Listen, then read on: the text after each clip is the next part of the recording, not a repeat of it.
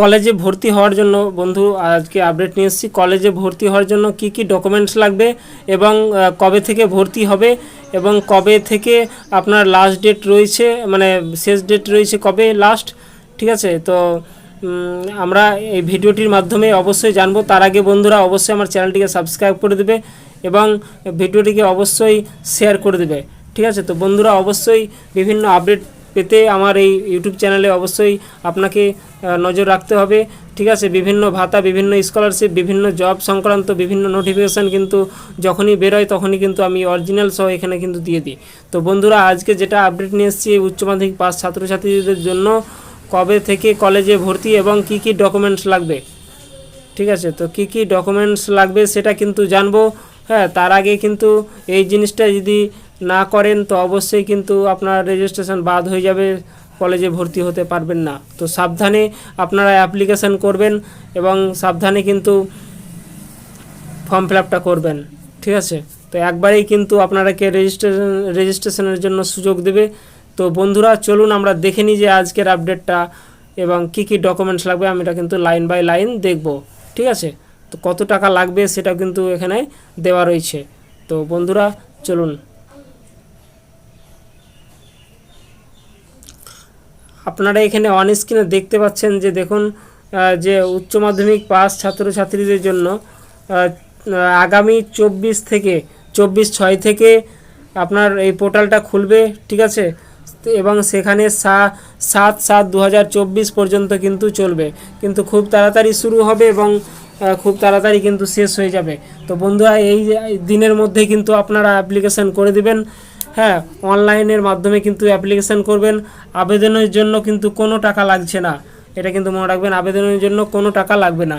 প্রথমে পোর্টালে যাবেন, স্টুডেন্ট লগ ইন করবেন, ঠিক আছে। আমি স্টেপ বাই স্টেপ এরপরও কিন্তু দেখিয়ে দেবো আপনাকে। এখানে আমি কিন্তু জাস্ট এমনি বলে রাখছি, এই যে স্টুডেন্ট লগ ইন করবেন। উচ্চ মাধ্যমিক রেজিস্ট্রেশন যেটা নাম্বার রয়েছে, রোল নাম্বার রয়েছে, ঠিক আছে, লগ ইন করতে হবে সেটা দিয়ে। পাসওয়ার্ড অবশ্যই লিখে রাখবেন, পাসওয়ার্ড কিন্তু ভুলবেন না। এবং তারপরে আপনার নিজস্ব নাম, ক্যাটাগরি, জন্ম তারিখ, অ্যাড্রেস, বাবা মায়ের ডিটেলস, উচ্চ মাধ্যমিকের নম্বর বসাতে হবে, ঠিক আছে।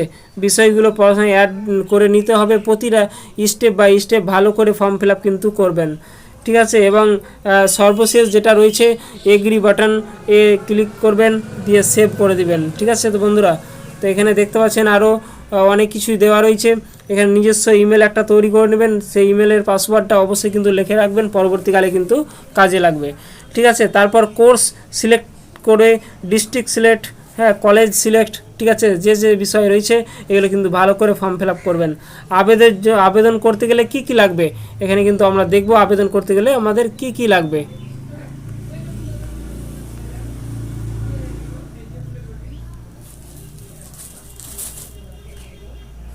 তো বন্ধুরা এখানে আপনাকে যে দেখতে পাচ্ছেন যে দেখুন যে আবেদনের জন্য প্রথমে কি রয়েছে, এই যে দেখুন